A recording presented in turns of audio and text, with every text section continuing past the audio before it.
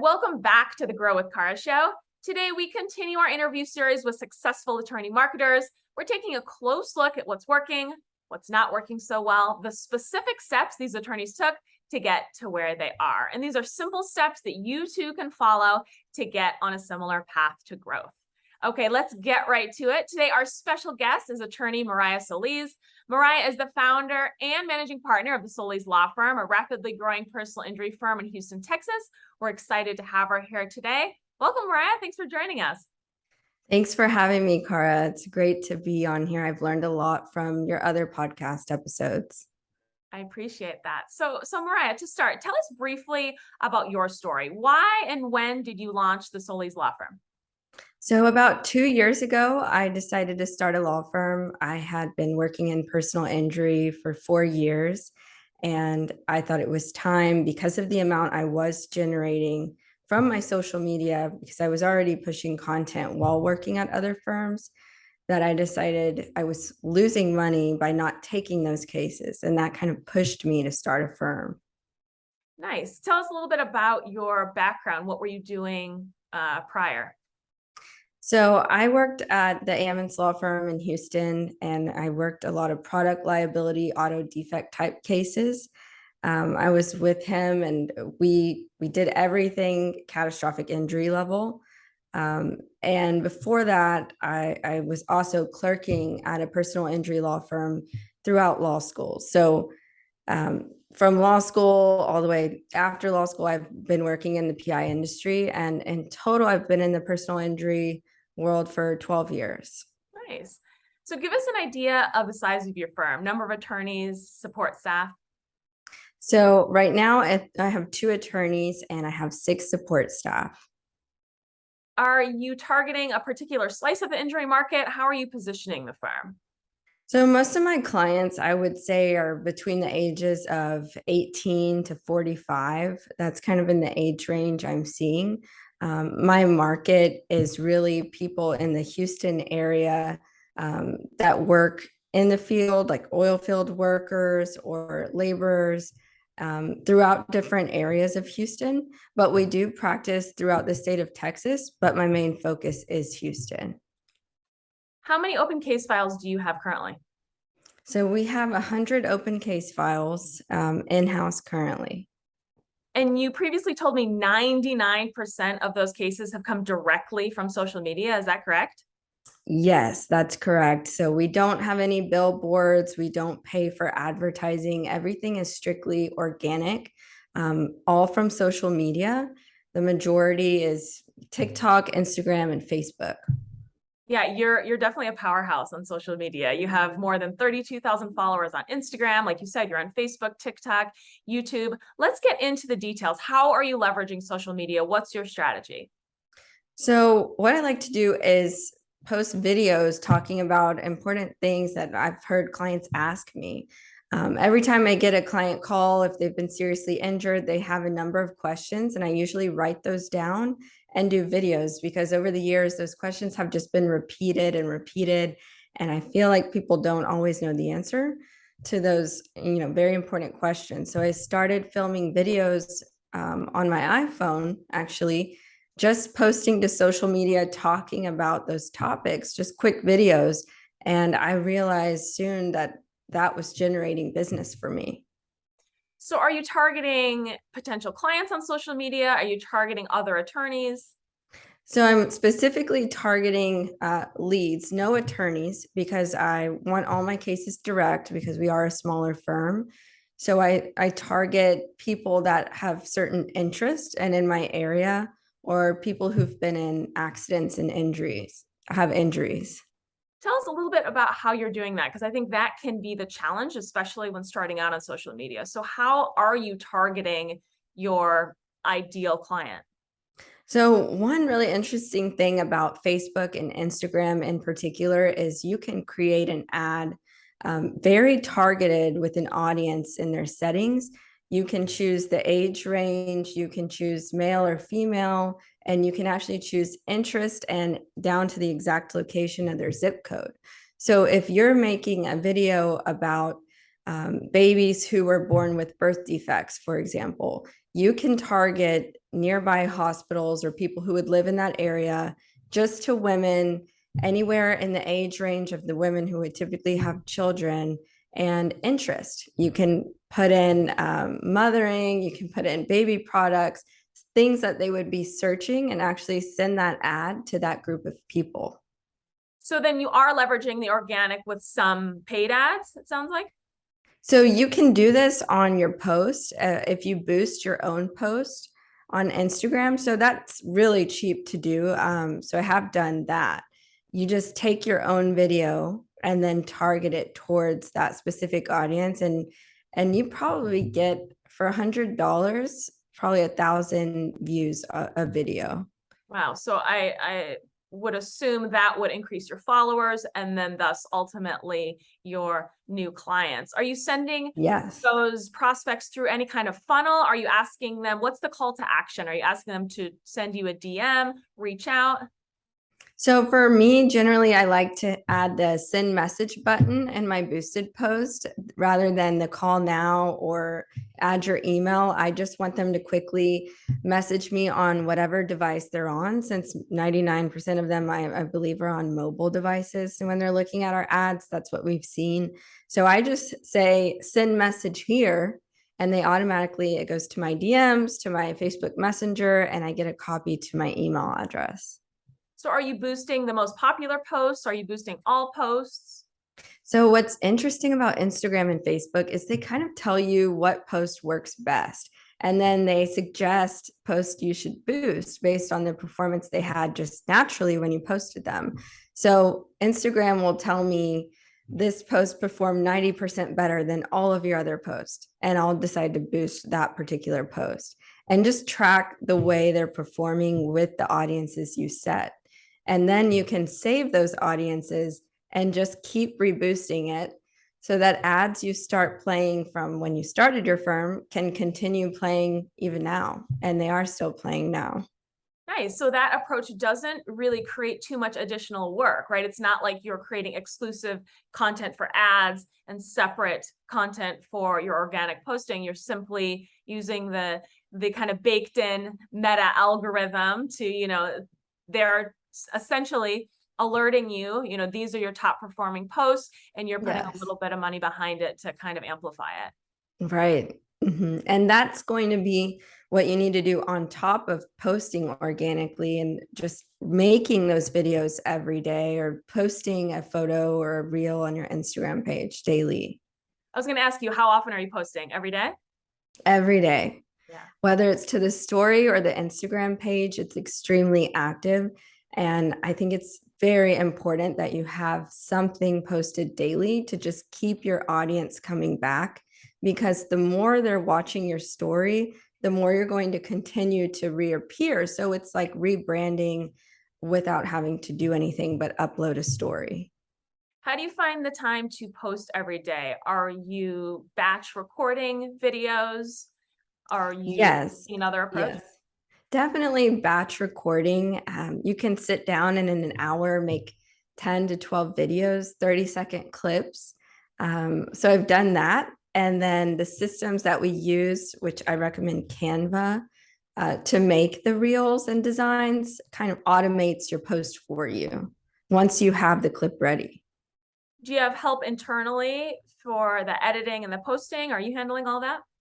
So I do have help. Unfortunately, I'm not great at editing the videos or adding all the effects generally. So I do have assistants doing that, because the good quality videos are going to respond better to my audience. You need to have great lighting, great effects, and really make it look like a professional video while at the same time making it look natural.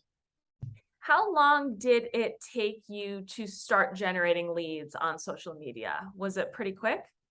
Well, I've been posting on social media since I was in law school. I would do law on a snap even back then, just about what I learned in law school or law school advice. So I was sort of building my audience as I went. So I was even getting cases in law school from doing that, that I would, tell my boss at the time I was working for, hey, my friend needs help in a car wreck. I'm not an attorney, so can you take this case? But Huh. I just noticed it almost immediately when I do post, I at least get one lead a day from a post. What's the quality of those leads like? Are they generally pretty high quality?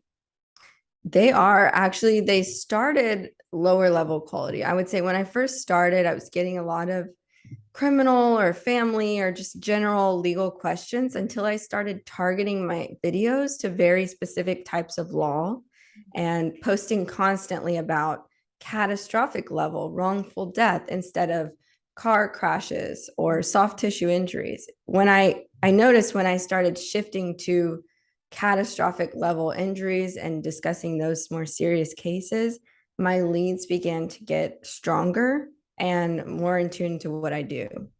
So now I'll get DMs saying sometimes, I was in a car accident, but I know you only handle catastrophic. Do you know anyone you can send me to for a car wreck?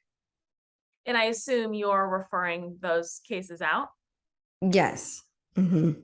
Is that a decent part of your business? Are you regularly referring cases out to either attorneys who, are handling cases outside of what you're handling or even in different geographic locations? Oh, yes. I would say on a daily basis, we have tons of referrals. So I have an entirely separate docket just for the referrals because our small firm honestly couldn't take on all the car wrecks, all the slip and falls. So things we wouldn't handle or anything outside my practice area, I'm referring it. And I keep a list of all the different attorneys I work with, and a lot of them follow me on social media, and that actually will be the quickest way I'll message them and just say, hey, what's your email? I have a case for you. I saw you posted something about this and it reminded me of you. Wow, that's powerful. You have separate Instagram accounts for the firm and for you personally. How did you come to that decision? And how does the content Yeah. kind of differ on each account? So, what I realized in the beginning, I was trying to post everything on my personal Instagram. And some of my friends were getting annoyed of all the legal posts and think it's boring and it didn't really fit in with the vibe I was trying to give on my personal page. And I didn't want to constantly post as much as I needed to on my legal stuff on my personal page. So I created the Solis Law Firm page to really tune in on my audience and post very specific things to that page that I wouldn't post on my personal page.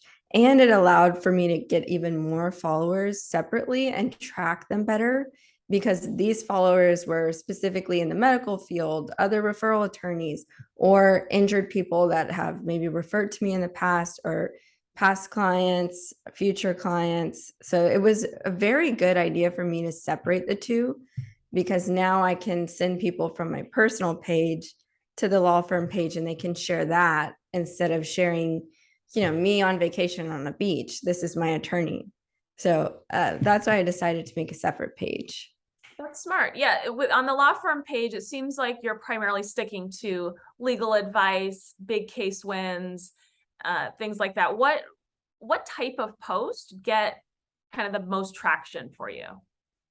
So what's funny is the posts where I've spent a lot of time recording, or I want to make super professional and where we have a whole film crew, those don't perform as well as just me speaking to the camera and kind of just talking about my experience or what you should do after a car wreck, or just some funny video in my office. Those actually perform the best when it's just me and looks very simple on camera talking to future clients.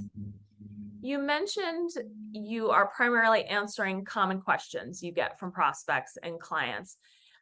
Do you have any other idea generation tips? Answering common questions, great, but do you have any other kind of idea generation advice? Oh, yeah. So watching TikTok it can be like a part-time job because you get a lot of ideas of what people are searching for and what's trending and what will get you the most views by watching TikToks. So actually on weekends for about 2 hours, I specifically search personal injury lawyer topics on TikTok. look at my top viewed videos and other really popular influencers top viewed videos and what topics they're talking about to their audience. And I have an Excel sheet with the top videos that trend on TikTok for different categories, whether it be law school advice, what to do after an injury, anything personal injury based. And then I write out topics besides that to kind of change it up. But TikTok is the inspiration and the source for content generation for me. That's the main source. Search TikTok for the top personal injury videos, track those topics on a spreadsheet, and Yes, batch record the videos. correct. That's exactly. And I just keep repeating that. Smart. What social media platform then tends to generate the most leads for you? For me, it's Instagram. I started a TikTok almost 2 years ago now, and that has started to generate leads just after a year. But Instagram is my main form of lead generation. And I think that's because of the following and the base I had built up and just the type of content I'm posting. How are you using YouTube? So I do post to YouTube, but now I'm not using YouTube so much. I feel that TikTok is my new YouTube. So I'm posting to TikTok every single week. And I do have my professional videos on YouTube, but I'm not posting on my socials on YouTube. I'm using TikTok as the new YouTube. Interesting. You've branded yourself as the magnifier. How did you come Yes. up with that, and why was it important to create an identity online? I think brand identity is so important because there's a lot of personal injury attorneys in Houston, and people are not always going to remember your name, but what they will remember and what's been proven that they will remember is signs, brandings, colors, and sayings. So I came up with the magnifier one day sitting in my office before I started a firm because I was inspecting a vehicle. I was doing an auto defect case, and I started thinking, with the Solis law firm, you see more and we find more, and we can find everyone at fault. And we're kind of like a detective, an investigator in some ways for our clients. And we're out there investigating who we can go after and how the accident happened. So the magnifying glass came from that idea. And I just stuck with it ever since. I absolutely love it. And I say we magnify your case because we really look into every aspect, every detail, and every potential defendant we can go after. It's memorable, it's relevant, it's, giving an identity to the firm and to the work that you're doing, right? Right. So you're obviously in a pretty competitive market with massive advertisers, with massive budgets. Do you feel Absolutely. social media is leveling the playing field a bit for you?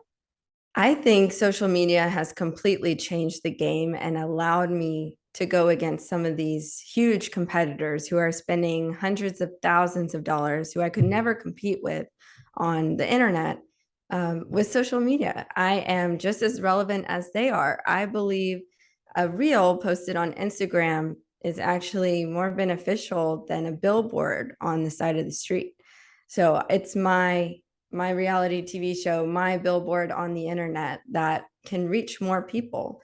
So I think you can do so much more through social media than the original forms of marketing some of the older attorneys are doing that are heavy competitors. The reels more beneficial than billboards. I like that. Absolutely. Yeah, it is my billboard. It is my commercial. And more people see it. And not only that, but you can see how many people are watching, liking, and sharing. And I can't do that with the billboard. Good point. What would you say to attorneys who are hesitant to get started on social media? You just have to go for it. No matter how bad you think your video is, it can help someone. And once you start posting, you will see DMs about people who've shared your video, watched it, how it's helped them in some way. And I think that can inspire you to do more. But you have to just remember, when they are hiring you, they're essentially buying you, they're buying your service. So they want to see what they're buying. So you have to show your face because that's what they're getting. If they're only seeing a logo and a money amount, they don't really know who you are. So it is important for them to meet you virtually and feel like they know you and make that connection. People like to connect with people rather than organizations, right? Yes, absolutely. They want to feel like they know their attorney or like their attorney was their friend even before if they've never met them. A Right. lot of people feel like they know me from my social media and that they're my friend even though we've never met. Were you comfortable right off the bat shooting these videos? What did that journey look like for you? I was a bit nervous. I knew a lot of people would see it because I do have a somewhat big following, and it was the first time I had put videos out like that talking about legal topics. I didn't know if anyone would watch, but I knew if I just continue to push videos out for 6 months as much as I can, I will be able to see if this works or not. And it worked so well that I haven't stopped. Even if you're fumbling through the first dozen or so or more, right? It's Yeah, easier. you just have to get kind of used to it. It's like you're talking to your friend or yourself. And what people don't understand is you don't need all the fancy equipment and fancy words and designs. You just need to talk to people as if you were meeting them face to face about issues in their case or what you've experienced. And I think people, at least in my age range, are starting to appreciate the more natural videos instead of the very filmed, structured videos. They're just completely disregarding those. You're very good at sort of stopping the scroll, hooking the viewer at the very beginning. You also utilize captions and titles in the Mhm. images. Tell us about that. Why is that important? So it's really important you always use auto-generated captions because so many people are scrolling and they don't have their volume on, especially if they're at work and they don't want their bosses to know. They're just scrolling. So you always need people to be able to read your words, or in case they're deaf, you just don't know the circumstance or where they are. So you want to make sure you always have captions on so they can just watch without having to turn on the volume, or maybe they don't want someone to hear what they're watching. So I think that's very important. Titles are so important because it's the first thing they see that can really grab their attention. What are they about to watch and why? And you need to make it interesting. And actually, coming up with the titles is more difficult for me than coming up with the content for the video. Are you actually reading from a script? Do you have bulleted talking points? No, and you probably should, but I never did that because I don't want it to look like I'm reading off of a script. So I do research and learn my topics before, and then I just start shooting. It's really off the top of my head, and I do multiple takes sometimes. Have you tried this sort of newsjacking approach where you talk about either a high profile case or something trending in the news and kind of give your insight on it? Absolutely. When something really large happens, for example, Astroworld, I put a TikTok video out immediately. And I had my first client who attended the Astroworld concert within an hour.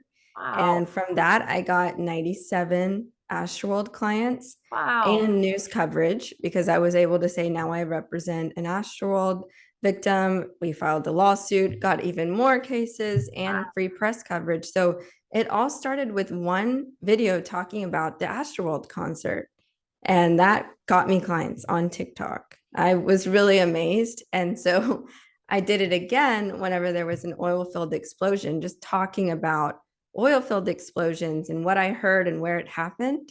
And the same thing happened. So I will keep doing that. Yeah, I guess so, right? Yeah. Yeah. Are you using hashtags? How are you really taking advantage of those trending topics? You can add locations, use hashtags, and just target the areas where the incident happened.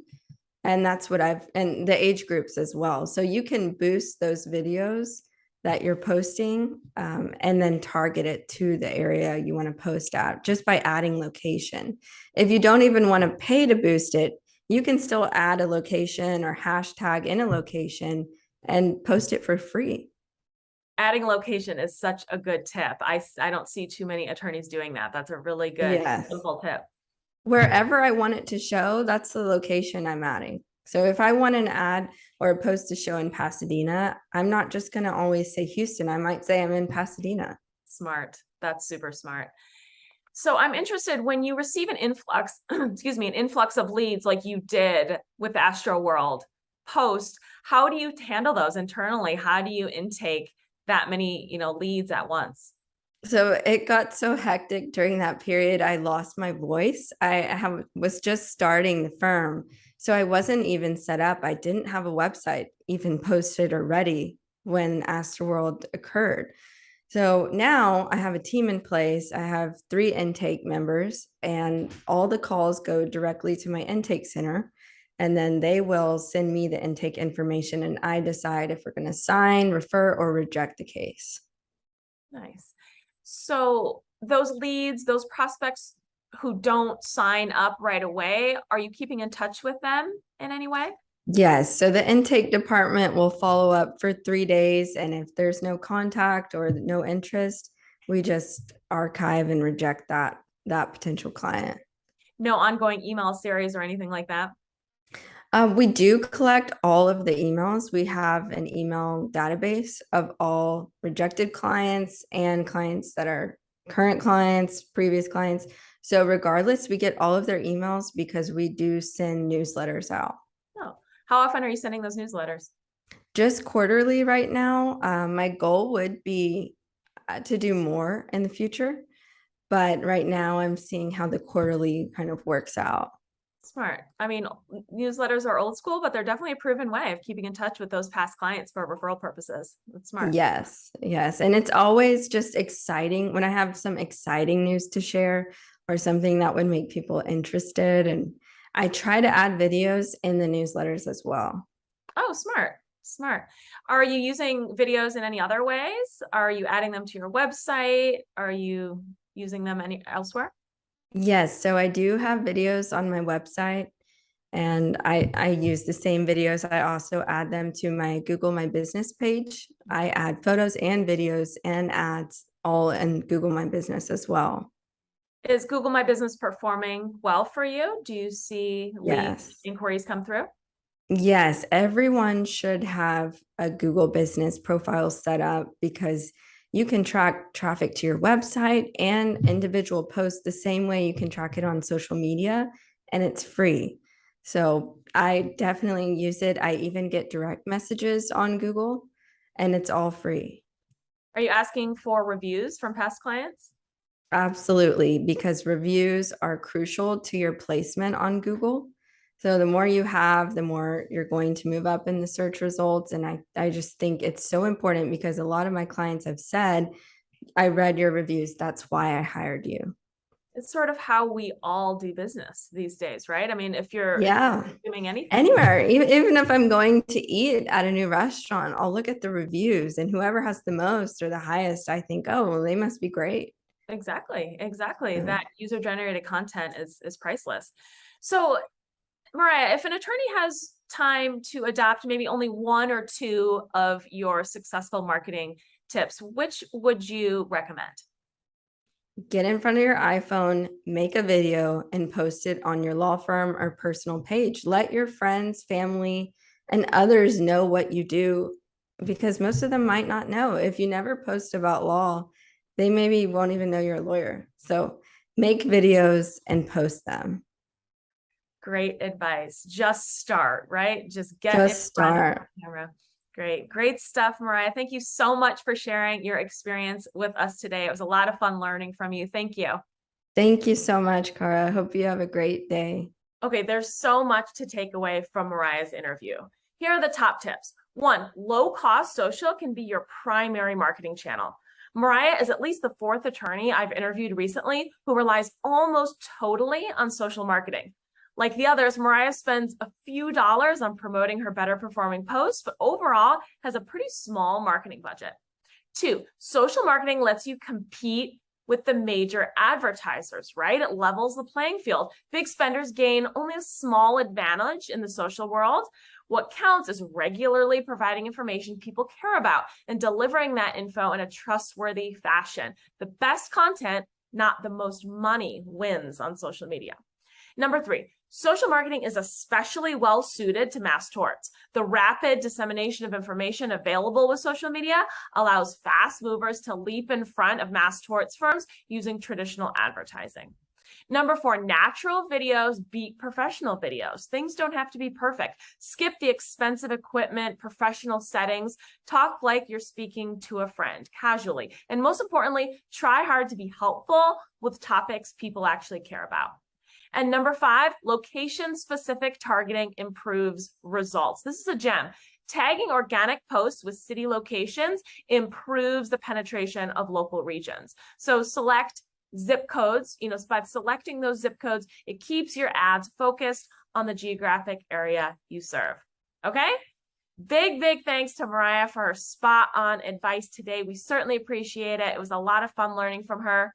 Join us for another episode of the Grow with Cara show happening very soon.